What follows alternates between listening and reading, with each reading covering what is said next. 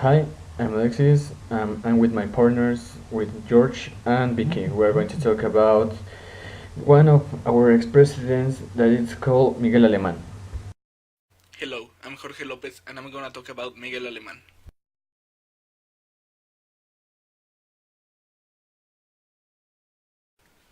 Miguel Alemán was born in 1800s in Sayula, Veracruz. In 1928, he graduated as a bachelor in laws.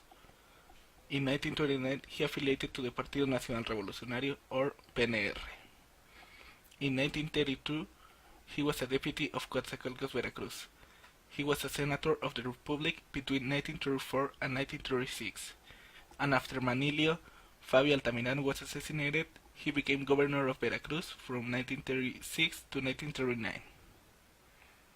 From this public charge, he modernized the public administration of the state and achieved religious peace by allowing churches to reopen in Veracruz. In 1938, he was one of the governors who supported Lázaro Cárdenas in la expropiación petrolera. Between 1939 and 1940, he was the national director of the political campaign of General Miguel Ávila Camacho, and during Camacho's term, Alemán was Secretario de Gobernación until 1945. After Maximino Ávila Camacho, brother of the President Miguel Ávila Camacho, and strong candidate of the party died, Miguel Alemán was pronounced pre-candidate of the PRM party. The two other pre-candidates retired from the run, and on 1946, Miguel Alemán became the first presidential candidate for the PRI, the successor of the PRM and PNR. Ezequiel Padilla Peñalosa, Secretary of External Relationships during Ávila Camacho's government, quitted his charge and also the PRM to become a presidential candidate for the Partido de Renovación Político-Social on August 1945. As Padilla was a former senator and Secretary of Public Education, he was better known than Miguel Alemán, but his relation with the United States was frowned upon many revolutionary groups, and eventually Padilla retired from the presidential run after a series of accusations made by Vicente Lombardo. Finally, on November 25, 1945, Miguel Alemán accepted his election as a president's candidate, and on July 7, 1946, he won the elections. After his presidential run, Miguel Alemán became a rich and powerful businessman, and on December 7, 1961, President López Mateos invited former presidents to be part of his presidential cabinet. Alemán was pronounced President of Consultative Council of Tourism. Miguel Alemán died on May 14, 1983, in Mexico City. He was buried beside his wife in the Spanish cemetery.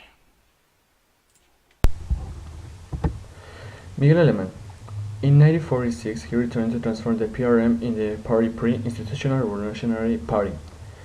He also built the university town, unique in the world for its style and dimensions. Polytechnic Institute, the National School of Teachers, the Naval Area of Veracruz, and Zapopan Military Aviation School. He also developed comprehensive programs of popular housing, resulting in between them Ciudad Satélite and the multifamily Juárez and German construction. It also transformed the territory of California Norte into a state. In terms of tourism, the government of Miguel Alemán was noted for his strong support to this sector, citing sometimes increase of tourism in Acapulco as part of his work. Another important fact in the mandate of German Valdez was first the right to vote for women in municipal elections. A temporary treaty was signed with the United States. The national peasants could work in the south of the United States.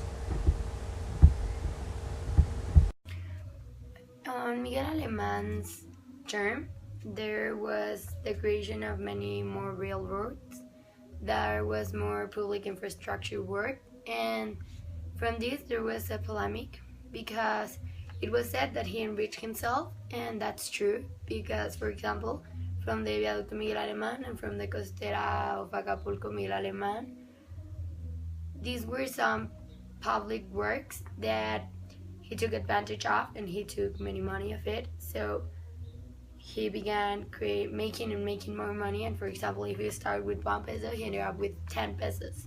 So this was a polemic because he said he had many works outside of the government, but that was not true because he took things from the government be richer and richer, and this was a characteristic of him.